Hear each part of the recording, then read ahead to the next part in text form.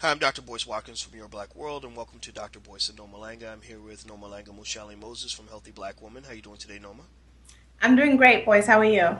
I'm doing really well. Now, you and I were talking about Tina Campbell from the group Mary, which is one of the greatest gospel groups ever. I mean, they have so much respect from so many people, and they are so talented. I mean, they're just legendary in their profession. But it looks like Tina has an interesting marriage. I mean, she's married to Teddy Campbell, who's in the music industry also, and she had this thing going on where Teddy admitted that he cheated with multiple women, and Erica, but which right there, I mean, that's dysfunction part one.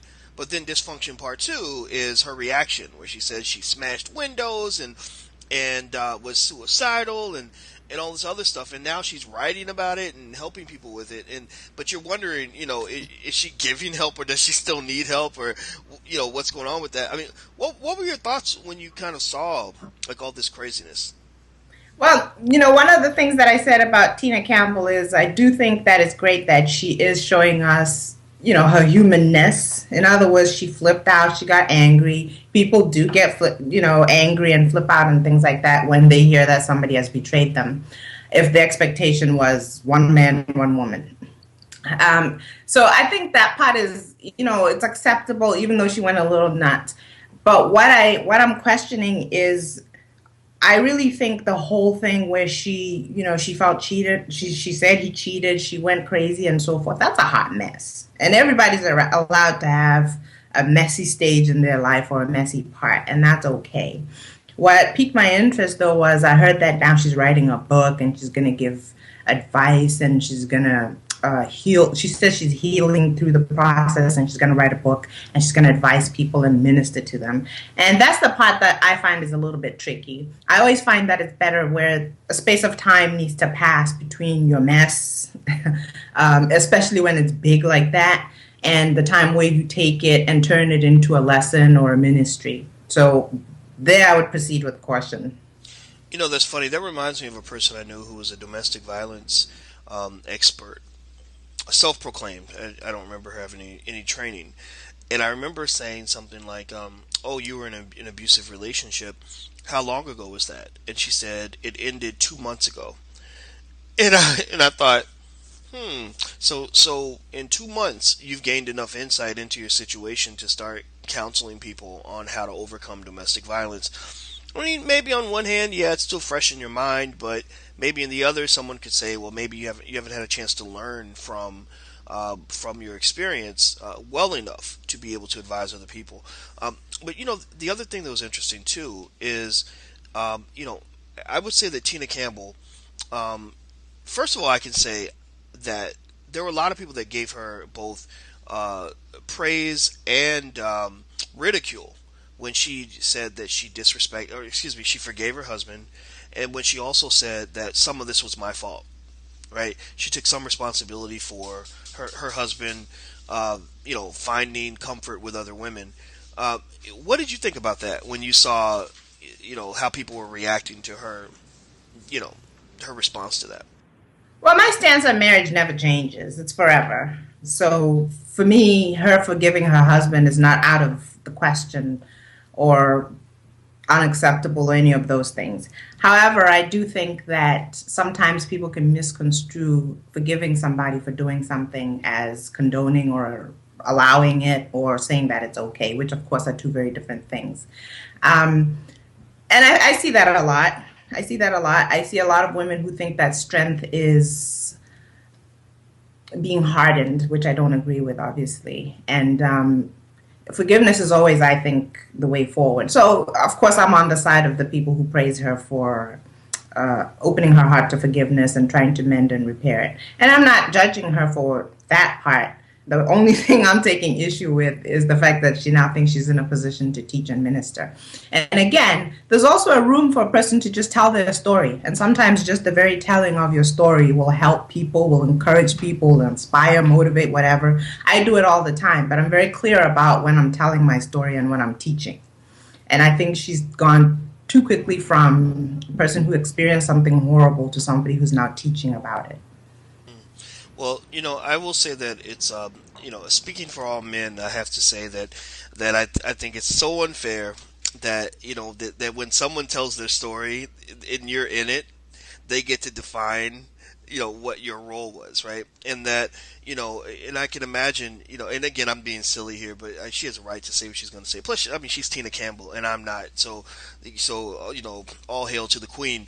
But I would say that it's interesting though, because I wonder how the world would respond if her husband were to say, I was in a relationship where I was abused or neglected, and I took comfort in the arms of another woman because I felt neglected by my wife who was mistreating me, and I'm going to write a book and tell my story about how I was abused in my relationship and how I dealt with that through forgiveness. I forgive you for pushing me into the arms of other women. I mean, it sounds crazy, right? It sounds ridiculous, but there are cases where you can think of men and women who felt that for whatever reason their partners were not doing their job, and the natural reaction in many cases is to look to someone who will do the job. Right now, I'm not saying that that's right. But I will say though that it seems that when we analyze these situations, it always ends up being very complex in terms of how we scope the woman's reaction, but it's very simple when we scope, when we analyze what the man did. Oh, he cheated. He used his penis. That's what they do, right? Whereas with the woman, it's like, yeah, she smashed his windows and tried to burn down his house because she was feeling hurt because he slept with many women, and right. I mean, a lot of people would look at this clearly violent act. I mean, and I'm sorry. You don't have an excuse to go smash somebody's windows. I don't care how much they hurt your feelings. I don't care how much they cheated on you. I don't care what they called your dog a funny name. You don't have a right to smash somebody's windows. Now we can't see Noma. That's her thumb. Just so you know, that's her thumbprint. Um, and I guess it is interesting how we look at these things differently based on gender, and it's never going to change, right? Men have advantages in relationships that aren't fair. Women have advantages that aren't fair. But one of the things that I can say as a man that just seems so consistent to me is that when you look at most of these Hollywood relationships, 99 times out of 100, the relationships start off with a bang, everything's going to be great, and then there's a divorce, maybe 2, 3, 4, 5 years down the road, and then the first thing the person says was, well, he was unfaithful. And that kind of just makes everyone say, "Oh, well, he was unfaithful. Well, oh my God, who would expect that from a wealthy producer in Hollywood who's working with all these famous people and has lots of money? Oh my God, he cheated." That is such a surprise. I just wonder if people are we kind of lying to ourselves. I mean, do we really not understand what the word commitment kind of means, right? I mean, to me, commitment means it doesn't mean do it until they cheat. It doesn't mean do it until you don't like what they did. It doesn't mean do it until you get a little tired, or do it until things don't go your way. It seems to me that commitment means you sign on for something and you stick with it. And I can say too, and this is the advice I give my girls. This is advice I give any young woman that asks, or any young person, period. Is I say, look, there are certain kinds of situations, certain kinds of men, where your odds of him being faithful to you all the time are not that high, and I can lay out the prototype for them, in private conversation. And I say, so understand, when you marry that guy, you're probably not going to change him. There's a good chance he's really going to love you. If he didn't love you, he wouldn't marry you because he doesn't want to get married. Probably there's a good chance he's probably got 10 girlfriends or something. But the fact that you're taking this plunge together means that there may be some things that come up that you may not like. And if you don't like these things, don't assume they're going to go away because you're so wonderful and beautiful. You're going to suddenly change who he is. That's just not going to happen. So I've said enough. I've said a lot. I'll let you get the last word. I was gonna say, I was listening to you talking about, maybe let's consider if a woman is neglectful or she's abusive or whatever, and then her husband, so called, seeks comfort somewhere else. And then I was looking at, okay, so he cheated and he obviously betrayed her and he hurt her feelings, and then she goes nuts and smashes, his windows. And I think there was even a story where she was chasing him with a knife. And I mean, it was really a hysterical reaction that she had to this thing that happened. But if you look if you look at each situation independently and you look at, okay, let's say maybe this guy feels neglected or abused or whatever it is, um, does his reaction fit with what is happening to him?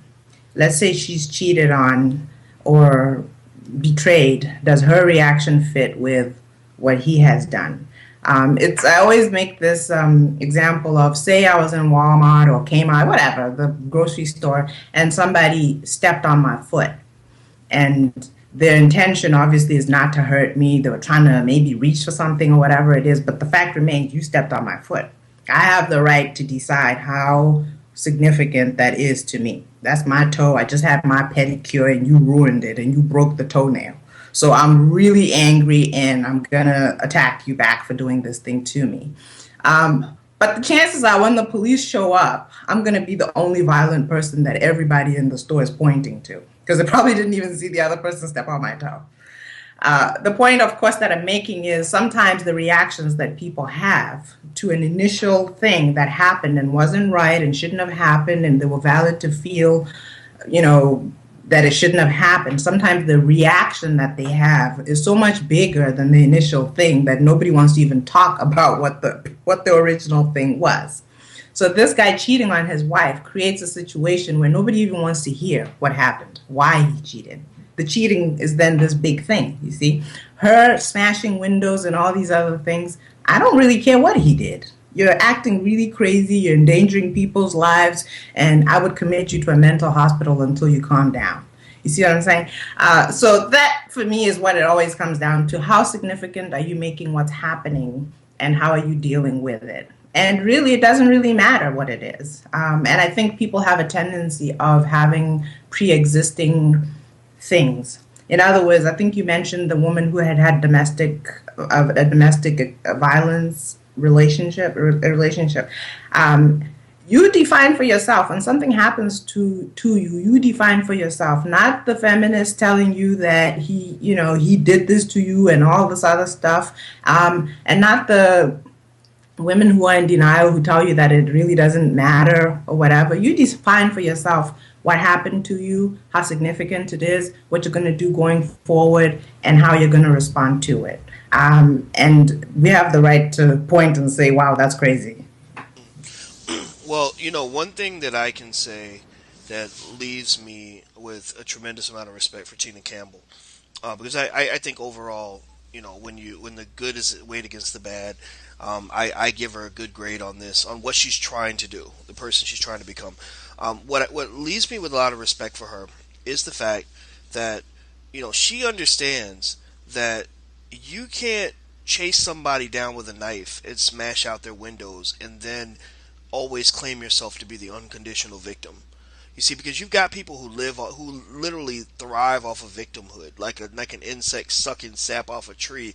They just really want to believe that you had to chase that man with a knife because he hurt your feelings so bad he deserved to be stabbed that day. That's nonsense. That's ridiculous. And so the fact that she said, look, I'm married to this man. I'm committed to this. I want to make this work. I give her applause for that. The fact that she says, we went back and forth, we fought it out. I take some responsibility for this. I applaud her for that. I think those are huge steps in healing. And then her capacity to forgive. Once again, more applause. So overall, it is a little messy, it's a little crazy, but at the same time, people aren't always, they don't always need to be evaluated for where they are. They should be evaluated for where they're trying to go.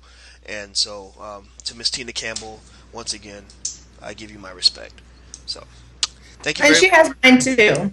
Yes, yes. All right, and so everybody watching, make sure you don't stab them, girl. Just don't do it. Just it ain't worth it.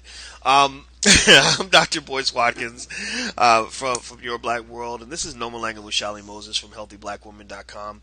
And until we meet again, please stay strong, be blessed, and be educated. We are gone. Peace.